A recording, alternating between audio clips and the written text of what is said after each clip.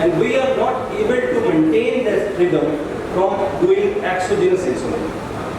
But we are trying to build such type of insulins which are more physiological. So you know the physiological insulin comes in a two part. One is basal insulin secretion, that is continuous insulin secretion throughout the life of the person, that is roughly around 1 unit per hour. So that means in 24 hours, you will be producing from 24 to 30 units per day. So that is basal insulin. But you require more insulin in the form of boluses. Anytime you take some meal which is more than 15 gram carbs, only 15 grams carbs, you get a spike of insulin that is produced from your beta cells of pancreas. So this is the harmony. This is the rhythm which is required. So going to the future of insulin, and it starts today. So this is the history of insulin. I think this is the best book or best literature in the field of medicine. If you read out the history of insulin discovery, Frederick Banting in the summers of 1921, he was doing an experiments ligating pancreatic ducts of dogs. That means he was able to keep the exogenous exocrine pancreas to die off, and taking out the pancreas of these dogs and crushing them, just like mixture and grinding type of thing. Very crude material came out, and he named that material as ilantin. It was not insulin. So ilantin was the product that came out, and he kept on injecting that ilantin in the dogs to decrease the polyuria. So that was the experiment he was doing. In somewhat around in October, 25th October, he published, he presented this type of lecture in some gathering, in some scientific meeting. But people said, let's do it in a big way. So on 14th November of 1921, 14th November is World Diabetes Day, and this is the birthday of Frederick Banting. And he was associated, Frederick Banting was basically an orthopedician. So don't think insulin is from a physician or a physiologist. He was an orthopedician. So you can just imagine a orthopedician looking at pancreas, and you know there are so many jokes of orthopedicians looking at ECG. So that was an orthopedician, and who was best? Charles Best was a medical student at that time, and he came into this picture only by toss of coin. Nobody was agreeing to this experiment. They should be partner of this experiment. Nobody was agreeing. He was just a third-year medical student at that time. So he was picked up unwillingly. So he joined Banting in these experiments. J.P. Kulip, he came in the later on in the picture to purify this. On 14 November, this article as an insulin ilantin was presented in Toronto University. And after that, the red letter day was on 11th January. And when this insulin was first time injected on Leonardo Thompson. He was the first type 1 diabetic patient at the age of 14 somewhere. So he was dying of type 1 diabetes decade, and at that time this insulin came in the stereo. And he lived for next 14 years and died at the age of 27, 28 due to pneumonia. So one trial, one single patient, and this insulin was ready to take the market. So you always talk about long-term trials, randomized control trial. So you have an example that if your product is life-saving, it will hit the market like anything. So that was the time, that was the thing of insulin history. There are three landmarks in the journey of insulin innovation. 1936 was the discovery of protamine. Protamine was basic protein, and this basic protein was this came from fish, and that prolonged the half-life of insulin. And then we had NPH, which is isophane protamine to insulin, and zinc was added. So protamine and zinc, these are the two components to prolong the half-life of insulin. Then in 1978, we started having recombinant human insulin from E. coli, and yeast insulin came into the picture, and we said bye-bye to our porcine and bovine insulin. Then insulin analog came to picture in 1996. So if you go by the history, we have moved a lot from life-saving drug. This life-saving drug initially used to be given as 8 injections, then came 2 injections by having NPH insulin, then recombinant insulin technology came, and then we had analog insulin, first rapid-acting insulin analog came to picture, then basal insulin analog came to picture, then newer and newer generation of insulin are there. So the evolution of basal insulin are to have better insulins. I told you what should be an ideal basal insulin. It should be peakless. It should be having the duration of action more than 24 hours. There should be least variability in the action, and it should be very consistent in its action. So these are the things which require from our basal insulin. We had NPH insulin. NPH insulin is not a basal insulin. This is a intermediate acting insulin because you have to give it into 2 doses. The half-life duration of action is only 10 to 15 hours. So you have to give it into 2 doses. Then another thing is that there is a lot of variability. I will show you how the variability is calculated. Then we had Glargine U100, which is the gold standard basal insulin. So this insulin performs for around 20 hours, not for 24 hours, but roughly around 21 to 20 hours. But it has got variability, but much lesser in comparison to NPH insulin. But there are 2 newer insulins, 2 ultra long-acting insulin. One is Glargine U300, another one is degludec insulin. So method to prolong insulin action, we are talking about the basal insulin. One was protamine to be added, then zinc was added. Then we shifted the pH of insulin to more down, that means making more acidic insulin. So once acidic insulin is injected into subcutaneous tissue where the pH is alkaline, it is going to precipitate. And from precipitation, the release of monomer will be very slow. So that was the principle behind Glargine U100.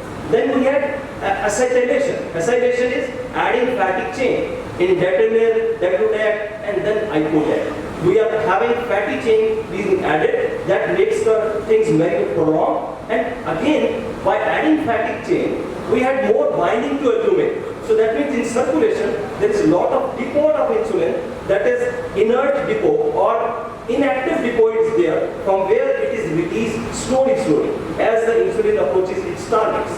Then we have got immunoglobulin binding, that Fc fusion technology is also coming up.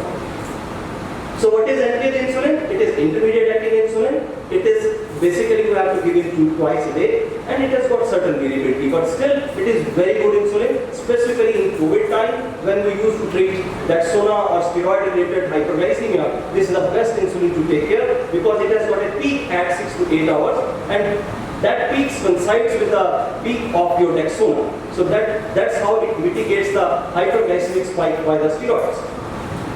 This is Glargine U100, which is when injected subcutaneously. Isoelectric point comes down. It is roughly around 4 pH. 4 is 4.5 pH. When it comes into subcutaneous tissue where the pH is 7.4, there is microprecipitation. From this microprecipitation, there is slow release of your monomers. That is the way to prolong the half-life of insulin glargine, making it somewhat around 20 to 21 hours of duration. Insulin determer, we are adding fatty chain. By adding fatty chain, we are making a sort of depot and binding to albumin, and that prolongs the half-life. But albumin is there in interstitial fluid. Why not to bind albumin in the interstitial fluid? It is only binding in the circulation. So that was small amount of depot. That's why the half-life or the duration of action of determer is roughly around only 15 hours. So we have to give it twice a day. But there were 2 issues with glargine and determer. We were not able to mix it with basal insulin. So we were not able to make them compatible with the basal insulin. So that was the thing that we have to give only with the basal insulin, but not bolus insulin. Like we can combine with NPH insulin, we can combine with analog insulin. We have got so many premix insulin, but not with glargine, not with determer. So these were the 2 caveats with determer and glargine. This is Glargine U300. I think some of you may be using this Tuzio. This Tuzio or Glargine U300 is just like Glargine U100, but it is 70% more concentrated. So this is 3 times more concentrated, and that's why you have to give it in this more concentrated insulin. Once you inject it, there is a small depot formation. And by physics law, once the deposition is smaller or compact, there is slow release of monomers from this glargine U300. Otherwise, it is exactly similar to glargine U100. But the duration of action is around 24 hours, more than 24 hours. Now this is ultra long acting insulin, that is insulin Decodex, where you have an additional binding to hexadecanolic fatty acid chain. So this is 16 carbon fatty acid chain, whereas with levenwir it is only 14 carbon. Now you have got 16 carbon chain. So this makes a binding to albumin more stronger in comparison to levenwir, and it has got long action, maybe around 40 to 42 hours duration of action is there with Tresiba or insulin Decodex. So this is the mode of protection with Decodex. It is injected when it is there in the canister. This is dihexamer. In the canister, in the vial, it is dihexamer. Once you inject it, it makes a multi-hexameric chain, just like beads of pearls. So it is a multi-hexameric chain because phenol is released. Now there is more association. So this will be multi-hexameric chain, and now zinc will be released, and there will be slow release of monomer from this chain of multi-hexamer into monomer form, and this is the way of protection of insulin Decodex. On duration of action is more than 40 hours. So what are the benefits of this advancement, moving from NPH to Decodex? What are the benefits? You can just see there are 4 injections, 4 times you have given 4, pointer is not working. So 4 injections given in NPH, you can see the variability. NPH variable, glargine U100 is again variable, determinant is somewhat variable, glargine U300 less variable, Decodex is no variability. So very stable pharmacokinetic and pharmacodynamic profile is with Decodex. That's why you can say just like it is a peakless basal insulin which you can have with Decodex. Now coming to another innovation, many of you may not be knowing this once weekly insulin that is coming up, that is Icodec. Within next 2 months you are going to have this insulin. This is once weekly basal insulin, Icodec. What they have done, they have changed both chains, A chain and B chain at 3 points. A chain has been changed at 14 amino acid chain, amino acid site, where they added phenylalanine. Then again at 16 carbon chain. Okay. So it's not working. So at 16 chain position B chain again they have changed, and at 25th carbon chain, the 25th amino acid chain B chain, they again changed. One change has been there. So making this, by doing 3 amino acid substitutes, molecular stability is increased, number 1. Number 2, reduce enzymatic degradation which happens at subcutaneous tissue. Number 3, there is slow receptor mediated clearance. So there is slow binding to the receptor, and that makes a highly prolonged insulin with a duration of action of 7 days. So insulin, so not in much uses, then lot of lung issues are there. Smokers and COPD patients, all those spirometry criteria, they don't agree with the freezer type of insulin. Then we had faster acting insulin, fast insulin, that is there, we are using this. Faster acting is part from 2017 onward. We have got one more faster acting insulin from Lilly that is there. So all these things to make it more physiological. So Lispro was the first insulin, first as analog insulin. Lispro and the Spart, they are nearly similar. Onset of action between 5 to 10 minutes. Peak effect comes in 1 to 2 hours. Duration of action is roughly around 4 hours. But what about Glulysin? This is somewhat different than Lispro and Spart. This is early onset, somewhat 5 minutes earlier onset of action with Glulysin. So early control of hyperglycemia can be there. But with Glulysin, there are certain issues. You cannot mix it. You cannot mix it with any fluid except 0.9% normal saline, not more. And you cannot do it in neutralization dose with DNS, not with rinobacter, not with isolate-M, and also you can put this insulin into insulin pump. Whereas with insulin pump you can use Lispro and Spart, and maximum insulin pumps are using Spart insulin. Glulysin is not for insulin pumps. So what is the ideal parenteral control? For ideal parenteral control, you have to match the right insulin dose with right insulin injection time. That's why you have to wait for 30 to 40 minutes for regular human insulin to act. You have to inject it for 30 to 40 minutes before the meal. For Lispron and Spark, you have to inject 15 minutes before the meal. For Fast, you can inject 5 to 10 minutes before the meal, and even after the meal, and even in between the meal. So this is the beauty of these insulins. They can match with the hyperglycemic spike, so giving you a proper control of glycemia. Whereas if you give less amount of insulin, again you will find hypoglycemia. If it is too late to act, again you will have hyperglycemia early onset. Then you can have prolonged action leading to post-insulin dose, post-meal hypoglycemia also. That happens with regular insulin. So this is to mimic the physiological meal time response to insulin. So what is physiological bolus insulin production? This is first phase and second phase of insulin secretion. First phase starts within 10 minutes of meal. It peaks. A very high peak of insulin concentration comes within 10 minutes, and duration is within 10 minutes it subsides. Then it starts the second phase of insulin secretion, which continues for 2 hours, and this is the 2 phases of insulin secretion. So pulsatile insulin secretion is a characteristic of beta cells of pancreas in response to your carbohydrate needs, and so what will happen in type 2 diabetes? So first thing to go is your pulsatility. Second thing to go is your first phase of insulin secretion. And third thing is to go your second phase of insulin secretion. That will be most blunted and, or you can say, attenuated response of insulin secretion from your beta cells of pancreas. So we try to mimic it by using ultra fast acting insulin, that is your fast insulin. This is fast. How we can make it more rapid? Basically the principle is that the insulin in the canister is hexameric. You have to make more hexameric to prolong the action. You have to convert it more into monomer. So why not to have a monomeric insulin? Why to convert it from hexamer to monomer? Any answer? Why not to have only monomeric insulin? Why cannot we have so many advancements? Why cannot we have only monomeric insulin? Because monomeric insulins are not stable. So you require stability. Their shelf life is very, very low, and they are not stable. So insulin has got a characteristic to bind to each other, not like human beings.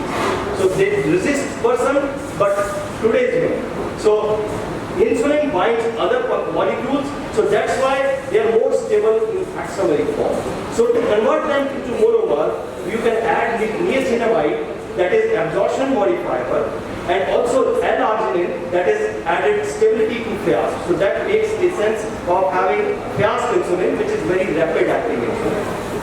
I am not able to move this video, but I think we should have this. You can see here. So we taken care. Injection, insulin techniques, and storage will be taken by Dr.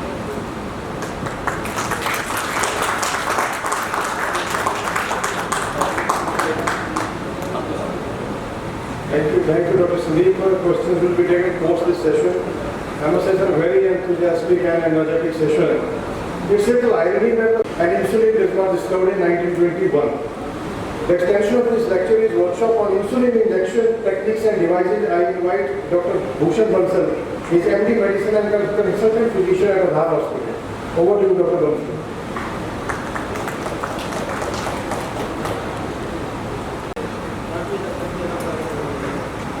First of all, the storage. We have common misconception how to store the insulin. There are 2 ways of storage of insulin. One, when you store the insulin inside the refrigerator, or when we are using the insulin. Suppose a person has purchased 4 vials of insulin for its daily uses. One of the vials is being used on a routine basis, and rest of 3 vials are there at home. So how the patient should store it? The ideal temperature for storage is 2 to 8 degrees Celsius. It should be stored inside the refrigerator, but not inside the freezer. If we keep it inside the freezer, the insulin will be destroyed. So there is no point to keep it in the freezer and then again rethawing it. So rethawing will create problems. So insulin should be kept at temperature 2 to 8 degrees Celsius. But the catch here is, what about the wire that we are using? Can we use it at room, can we keep it at room temperature? Any guesses? We can keep the insulin temperature up to 28 degrees Celsius, but the shelf life will decrease. Every insulin is marked with an expiry date, but that expiry date is for 2 to 8 degrees Celsius. Whenever we keep the insulin on a temperature lasting around 28 degrees Celsius, the shelf life will decrease to around 28 to 30 days. The common misconception is, patient ये कहेगा कि मैंने insulin खरीदा था, रात को fridge में रखना भूल गया, जिस तरह से कह सकता है कि रात को फ्रिज में नहीं रखना, तो अगले दिन क्या करना? कुछ नहीं. You can use the same insulin if the ambient temperature is less than 28 degrees Celsius. So whatsoever insulin you are using, you can keep it at room temperature in the winter. In the summer, the temperature is too high, and if it is exposed to sun, direct sunlight, or the temperature is more than 28 degrees Celsius, then the insulin can be restored.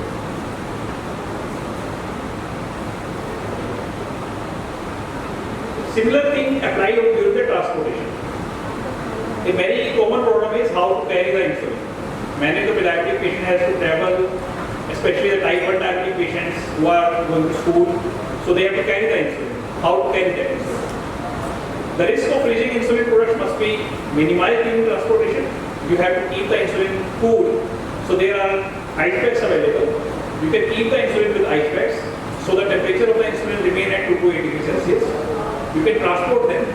The insulin should be kept inside the bag, away from the sunlight, but it should not be freezed at any point of time. If you are moving by car, it should not be left inside the car because the ambient temperature inside the car will rise. Similarly, if you are moving inside the flight, it should not be kept inside the baggage. That has to be. It should be inserted into their handbag only.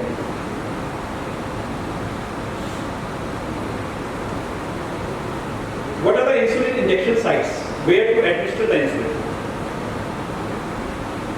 These are the four most common sites: abdomen, thigh, buttocks, and upper arm. How to which the commonest site is abdomen. Anterior abdomen is the most preferred site for insulin administration. Do you think that is there a difference between the absorption from these different sites? Suppose a patient is taking 10 units of insulin and injecting himself in the abdomen. If we inject the same amount of insulin into the thigh or into the upper arm, will there be any difference? Difference in half-life? No, not exactly difference in half-life. Half-life will remain same, but the absorption from all these sites are different. So once you are choosing a site, you cannot change the site on a daily basis. Whenever you will change the site, there is slight change in the dosage also. So whenever the patient will change the site, you have to tell the patient that you can change the site, you can rotate the site, but after a certain period of time, around 15 days or 30 days. And whenever you will change the site, there will be some change in the dosage also. The most preferred site is abdomen. The fastest absorption is from there. Next, it is from the thigh, and then next to the upper arm. This is a rotation pattern. There are different rotation patterns that can be used. But first of all, why we need rotation? Why the patient cannot inject the insulin on the same site on a daily basis? Why he need to inject the insulin on a different site? Rotation within the site and rotation inside into the other sites. There are two different aspects. First of all, suppose the patient is using the abdomen for an insulin injection. He can use the horizontal pattern. He can use the curve pattern, zigzag pattern, or crisscross pattern. There are different patterns. I generally use the second one, the 1, 2, 3, 4 quadrant. Divide the abdomen in 4 quadrants, and within this quadrant, patient can rotate the site. You can see in the last part of the slide that in the orange one, there are 4 quadrants in the abdomen. Patient has to leave the area around the umbilicus. And first of all, first quadrant, then second quadrant, then third quadrant, then fourth quadrant. The rotation of site is important because whenever you will inject the insulin, there are chances of lipotrophy and lipodystrophy. Many of the patients will complain कि जहाँ पे insulin लगा रहे हैं वो skin में tight हो गई है, तो उस साइड पे अगर इंसुलिन इंसुलिन आप बार बार लगा रहे हैं, then the effect will be erratic. So you have to leave that site. So to prevent this, if you rotate the site on a regular basis, there will be no lipoatrophy or lipodystrophy. And if the patient is saying that it is painful at one side, or I am having trouble injecting the insulin on the same side, the patient can choose the other side. Like from the abdomen, he can move to the upper arm or to the thigh. But whenever he changes the side, he should change the dose accordingly. He should measure his blood sugar level in the initial 2 to 3 days and see the response. And accordingly, he may need some adjustment to the doses.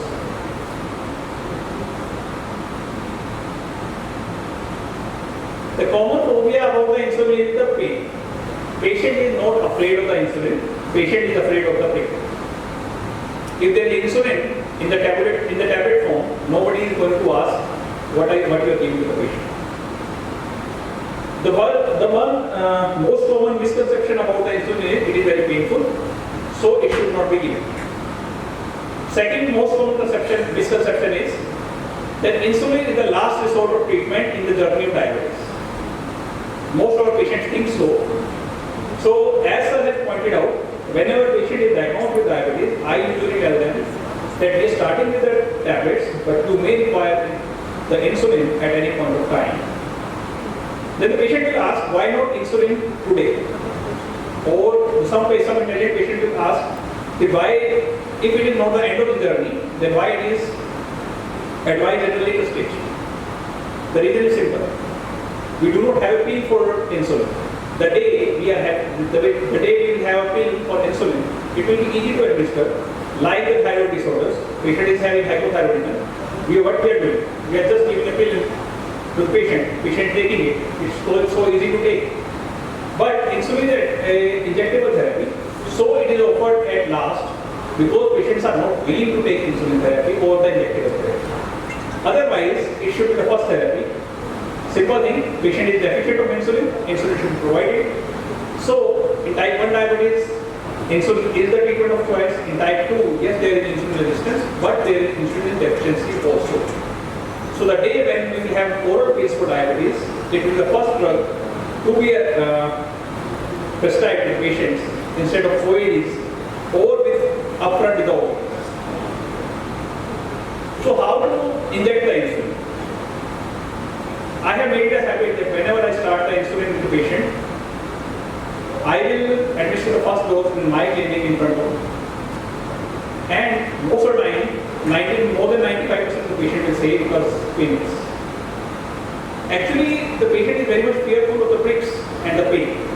So if you demonstrate the right technique to the patient, the fear will be gone and they will be more than happy to embrace this new therapy. So there are two methods to administer the insulin. One is the insulin syringe, other is the insulin pen. Both of the things can be used. There are two types of syringes that are used. One is 40 IU syringe and another is 100 IU syringe. Basically, everybody of us are using insulin and most of us have seen the insulin syringes. This is 100 IU. ये 40. This is orange cap with black colored plunger. Okay. This is red colored. This is universal coding. Okay. And the red markings. Now the difference between these two, one marking is 1 unit for this, and this is for 2 units. Okay. So always use 100 unit vial with 100 unit syringe. Always right. तो ये बहुत बड़ा mismatch हो जाता है. और always use 40 unit vial with 40 unit syringe. कभी भी इंटरचेंज नहीं. जो इसमें कैच है वो ये है कि जो हमारे इंसुलिन है वो अलग अलग कंसंट्रेशन में अवेलेबल है. तो ये दो सीरीज बनाई गई हैं सिर्फ इसलिए नहीं कि क्वांटिटी ज़्यादा देनी है तो 100 IU वाली यूज़ कर सकते हैं.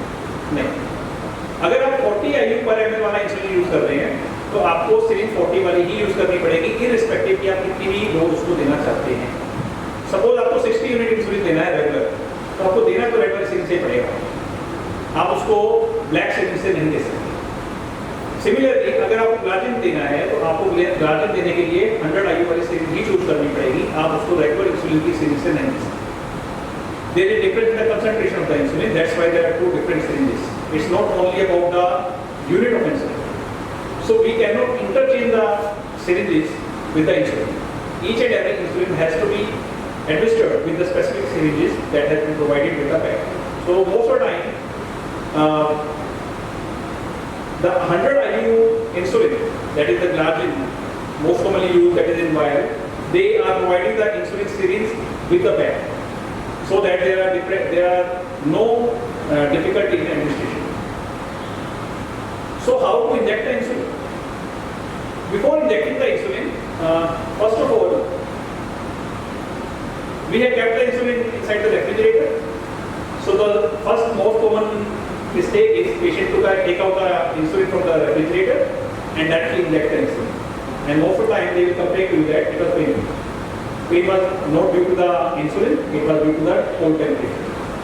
So we have to first of all take it out from the refrigerator, keep it at room temperature for around 15 to 20 minutes, let it be at room temperature, then you have to inject the insulin. This is the right time. If the insulin is at temperature 5 degree and our body temperature is 37 degrees Celsius, then it definitely will be painful. Second thing, whenever we are using the syringes, we have to give the insulin subcutaneous. So in type 1 individuals who are generally lenient, you have to make a skin pinch and then administer the insulin. But in type 2 diabetic patients, there are many patients who are very much obese.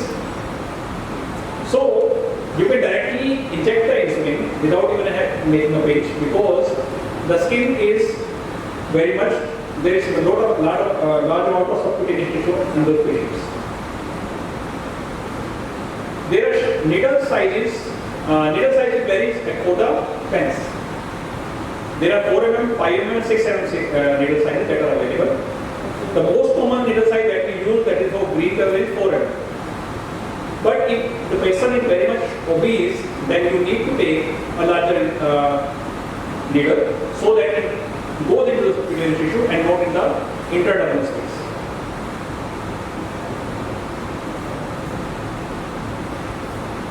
Skin should be dry before injection, and if injection site is cleaned with alcohol swab, let it dry. Secondly, the phobia of needles are also known with the pen. Thirdly, the needle size is reduced. Fourthly, there is easy way of administration of insulin. Patient can easily dial a requisite amount of doses into the pen and then administer the insulin at the appropriate site. Pens are more durable and convenient for the patient also. It is easy to carry the pens as compared to the insulin syringe and vials. And for those individuals who are working somewhere and they have to take the insulin along with, it will be very convenient for them to use the pen instead of the needle, because socially many of the time the patient will say that it is embarrassing to bring out the needle and then fill it up and then inject it. It is a pre-filled pen is very easy for the patient also. So there are two types of pen that are available. One is durable pen, another is a disposable pen. Disposable pen is basically a pre-filled pen. In it, the insulin is there, and you can use it only once. Once the insulin amount is finished, you have to throw it out. So in the hospital settings or where we have to use the insulin only for a shorter period of time, we are using disposable pens. But if the patient has to take it on regular basis, then durable pens are good, in which you can change the insulin cartridge once it is over, so the patient can use the same pen over and over. Advantage of insulin pens I have already summarized. Thank you. Any questions? The 40-unit vial. The difference is 2.5 times concentrated insulin is there in your 100-unit vial. Suppose I give you one question. 40 unit की vial है, 40 unit की syringe है, और आपको कितनी unit maximum लगा सकते हो? भैया पूरी 40 यूनिट ही भर सकते हो और कितना भर सकते हो? It's very tough to give 40 unit भरा हुआ पूरा प्लंजर. दूसरा मैंने बताया कि एक ही टाइम अगर आप 30 यूनिट से ज़्यादा दोगे तो उसका इरेटिक रिस्पॉन्स हो जाएगा. Okay, may be regular insulin, may be basal insulin. So we have to divide it into two. So 40 unit से अगर ज़्यादा जा रहा है तो shift it into more concentrated insulin. So take 100 unit vial. The dose may be remaining same, but the volume will be very less. Volume will be very less because now you are having one digit, one marking as a 2 unit. So the volume will be very less. So less volume insulin given, better response. So you can shift your patient to do that, but never change it. That is the most common. But in COVID time, what happened? Sometimes patient was not having 40 minute, 100 minute syringe की है हमारे पास तो doctor साहब अब क्या करें? तो क्या करेंगे? Suppose 40 यूनिट वायल है आपके पास और 100 यूनिट की सिरिंज आप क्या करेंगे? कोविड टाइम में पेशेंट नहीं आ सकता क्या करेंगे? So whatever the dose of insulin is there, you divide by 2.5 and give by 100 unit vial, 100 unit syringe. Reverse, multiply by 2.5, give the 40 unit vial. तो गलती नहीं बस ये कि बताना नहीं पेशेंट को, बट ये यू नो द थिंग्स कि क्या करना है. Now what is this? What is this? Lipohypertrophy. So site rotation very important. Needle rotation change very important. So what will happen if you keep on injecting at one point? You will have lipohypertrophy. So what will happen if you keep on injecting in these sites? What will happen? These sites are fat bodies. These are devoid of nerve fiber, so patient will not have any pain. He will be very happy in injecting it. Also, there will be less blood supply, so there will be erratic response. Sometimes you will be having high blood sugar, sometimes you will be having low blood sugar. So, lipohypertrophy, the only treatment is site rotation. Same site, change site, and needle change. So, this is already demonstrated to you. Unclean injection site and vial cap. So have a how to clean the injection site and how to clean the vial caps by using water soaked cotton or alcohol swabs. If you are using alcohol swab, two three things are important. Let it dry first. To clean the abdominal part, same method. From center you go out and then you clean it. That is clean. Let it dry, then inject. But never touch the needle with the alcohol swab, because the silicone coating on the needle will go. If you touch it with alcohol swab, the silicone coating will go and it will be very painful.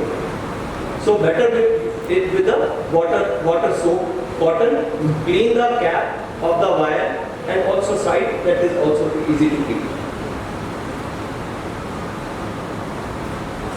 Rubbing injection site, never do it. Never do it. It will increase the rate of absorption of insulin and the response will be erratic.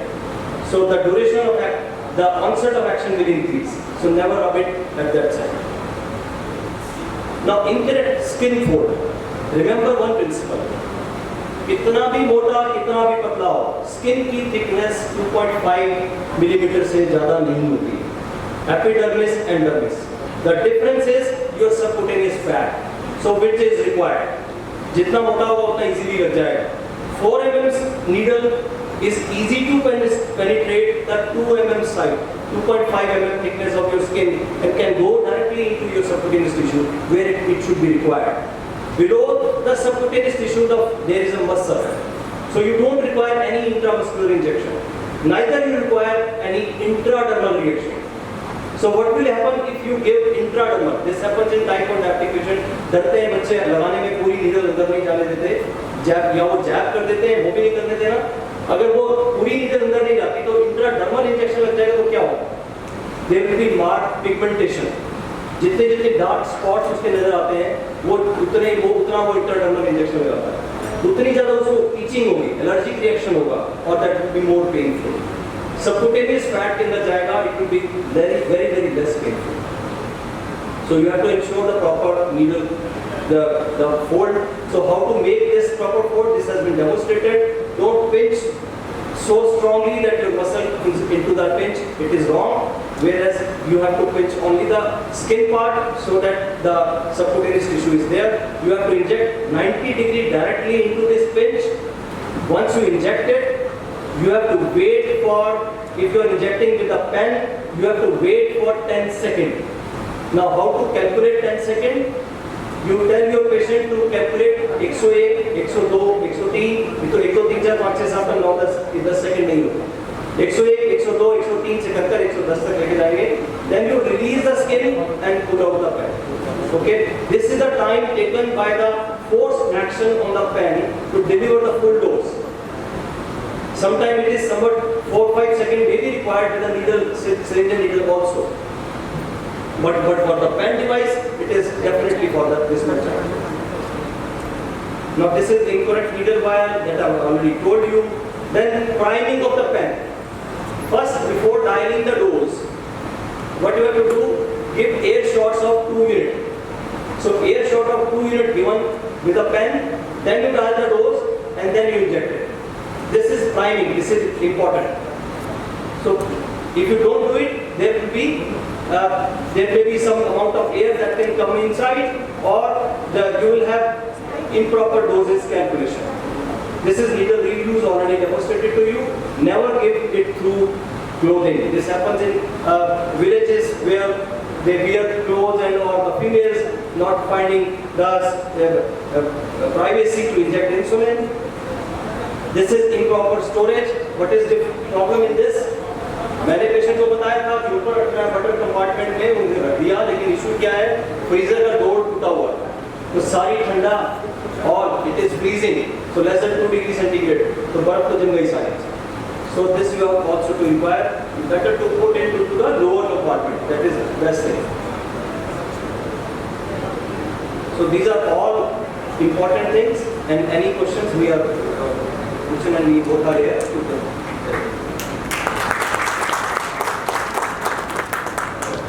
Dr. Sandeep Suri and Dr. Bhushan Bansal, please come forward. Also, chairperson, please come forward. Dr. Hisar, insulin was discovered by an orthopedician. Luckily, we have one in the panel. Dr. Suresh Kaushik, Dr. Sandeep Suri. In evening, if you find all the diabetes lining up at the Star Road, we could know service range is OPD. Dr. Bhushan Bansal is a consultant and physician at Hisar Hospital. Thank you, sir. Thank you for the wonderful practical demonstration. Dr. Rajneesh Saigal, senior physician practicing at Hasi. He has been associated and has given his wonderful ways of practice here at CMS. Dr. Rajneesh Saigal. Thank you.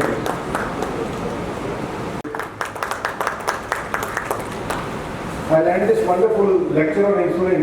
What did type 2 diabetes have?